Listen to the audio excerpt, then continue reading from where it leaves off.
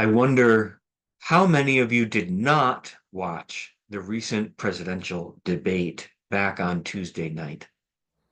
If you didn't watch it, I'm guessing you've heard about it, picked up on some of the news, the memes, the conversations about the debate. Do you know who won? I'm pretty sure I know who won, but I've learned that the answer is actually something that depends on who you ask. Generally, the answer is whoever you were hoping would win. This is one of the deeply frustrating features of our modern politics. Not only are we divided on these politics, we seem to be divided on our recognition of reality.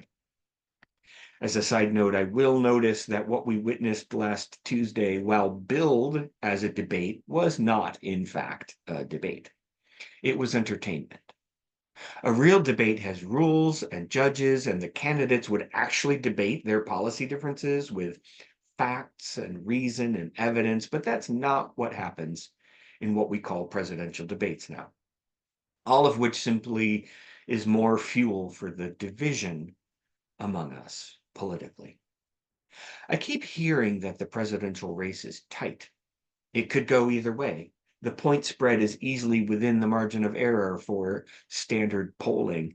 It's too close to call. In other words, the division is not an overstatement by a vocal minority who happen to have seized a modicum of airtime. The division runs deep through our country. It can be hard to engage with people who have an opposing view. And I'm not talking about internet trolls and random people you may bump into in the real world in the grocery store, for example. I'm talking about friends and family members with whom you disagree. It has grown harder in our current divisive climate to have an open conversation or a reasoned disagreement with a friend. We've grown hostile and are pushing the extremes. And I want to pause for a moment and clarify the scope of my invitation today with a James Baldwin quote. James Baldwin, writer and civil rights activist who died over 35 years ago, this summer would have been James Baldwin's 100th birthday. And I've made a commitment to myself that I will bring a Baldwin quote in my sermons at least once a month for the course of this church year to honor his legacy and his message to the American people through religion and life. Baldwin writes this: we can disagree and still love each other unless your disagreement is rooted in my oppression and denial of my humanity and right to exist. I am not advocating that we push ourselves into harmful engagement with friends or family on political and social issues. And I will concede that there are multiple ways that our current political discourse in the country has grown harmful.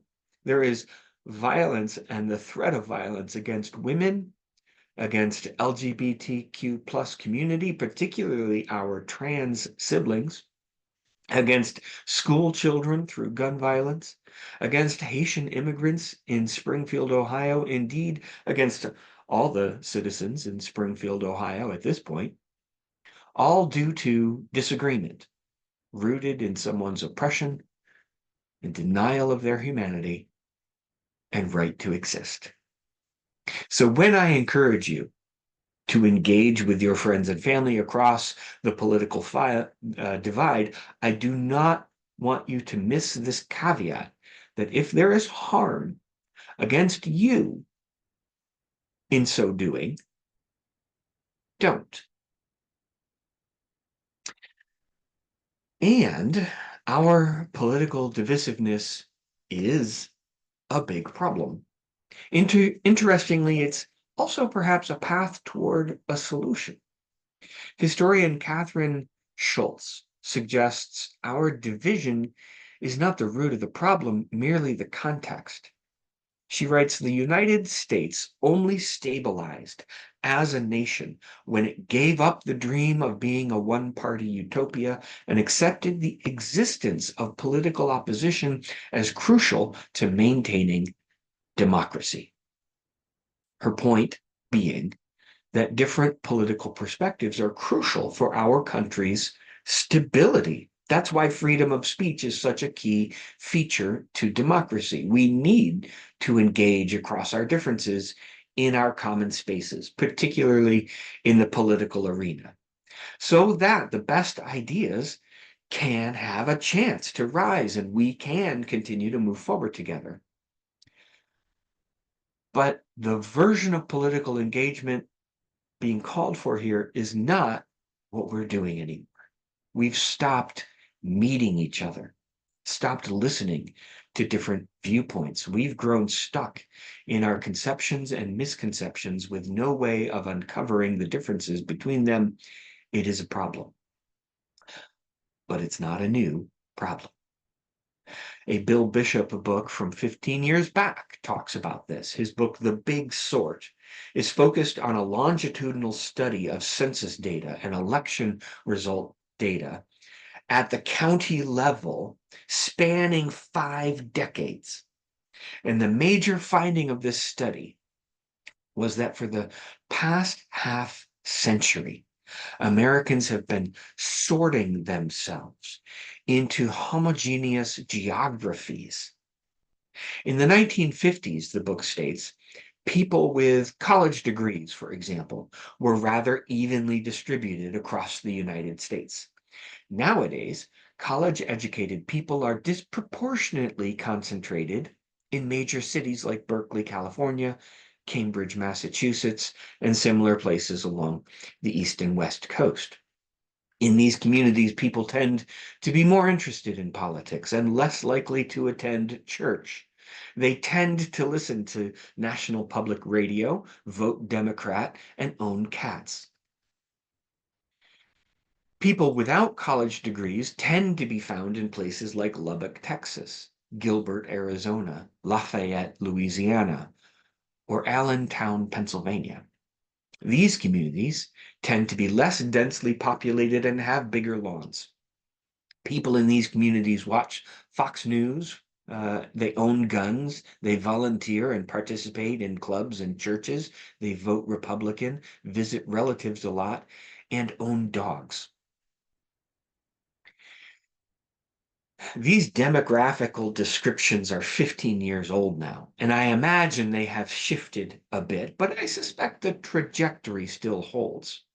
We have been, over the past few decades, sorting ourselves into geographic clusters of like-mindedness. The internet, over these past 15 years, has not helped. Despite early predictions that the internet would globalize our neighborliness and democratize our access to information, it has done nearly the opposite, because we are more easily monetized when we are more carefully compartmentalized. One pertinent observation from this longitudinal research is that like-minded groups tend to enforce conformity and grow more extreme through a self-reinforcing loop. Mixed company tends to moderate, while like-mindedness tends to polarize. As political liberals and conservatives keep themselves in enclaves, they grow more zealous and become more distrustful of each other. Churches, even our diversity-loving liberal Unitarian Universalist churches, do not escape this clustering of like-mindedness. Many is the time I have heard a person comment about how great it is to have found a church home and to be around like-minded people. And yet, mixed company tends to moderate, while like-minded company tends to polarize. And this is old news. We knew this was happening for at least a generation. This leads us to the title of my sermon this morning, How to Disagree with a Friend. We need to break out of our like-minded enclaves and hear each other. I'm going to give a shout out to a new board member, Bob Nye. Bob sent me a note about a group called Braver Angels, and he encouraged me to look into them because he knew I was preaching on this topic. Braver Angels formed shortly after the 2016 election with the goal of political depolarization and civic renewal. On their website, simply braverangels.org, they say Braver Angels is leading the nation's largest cross-partisan, volunteer-led movement to bridge the partisan divide for the good of our democratic republic. They have podcasts and information available. They'll host events and workshops. They supply members with talking points for engaging across political differences. Their leadership is explicitly comprised of a balanced number of Democrats, Republicans, and independents. Their description of their approach is this: we state our views freely and fully without fear. We treat other people who disagree with us with honesty, dignity, and respect. We welcome opportunities to engage with those with whom we disagree. We believe we all have blind spots and none of us are not worth talking to. We seek to disagree accurately, avoiding exaggeration and stereotypes. We look for common ground where it exists and, if possible, find ways to work together. We believe that in disagreements, both sides share and learn. In Braver Angels, neither side is teaching the other or giving feedback on how to think or say things differently. One thing that really struck me is we seek to disagree accurately. I love that. Just as some basic advice that we can work with for like one-on-one conversations with a friend or a family member. Can you offer that as a ground rule? I want to talk with you about this, not to change your mind or have you change mine. I just want us to disagree accurately. Can we do that? Another one is that seems easy, but in practice is proving quite difficult. Can we treat people who disagree with us with honesty, dignity, and respect? I can see how it is helpful to have a nonpartisan organization hosting the conversation. These ground rules are theirs. We don't have to start with an argument about making these ground rules. The Braver Angels organization can host the event, and the participants just need to agree to participate. Wouldn't it be helpful for us to bring them here to Binghamton? My mother, Reverend Dr. Elizabeth Strong, had participated in something like this many years back. She was an outspoken pro-choice advocate in Syracuse while serving at May Memorial UU Society in the 90s as their minister, and also as a volunteer on the board of the Planned Parenthood of Syracuse. She was invited to participate in a conference hosted by a Common Cause group focused on the abortion issue. She wrote in one of her sermons about the experience how they spent the first part of the workshop just meeting each other without knowing which side they were on. They then split off into sides and engaged each other from the perspectives of pro-life and pro-choice. But by then, they knew each other as human beings, which greatly aided the conversation.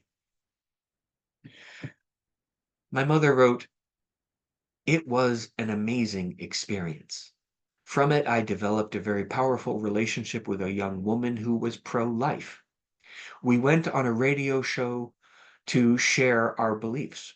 I remember one caller in that talk show was angry that we could even talk with one another, much less understand and respect the other's beliefs. I know that in Syracuse," she continues, "at least for a time, the volatile environment eased, and the work that came out of the conference and the dialogues between those of us who were pro-choice and pro-life helped many who were open to listening with respect when it came to a deeper understanding of all the dimensions of this issue. Friends, a better way is possible, a braver way. The vitriolic divisiveness does not have to be the only story in this election season.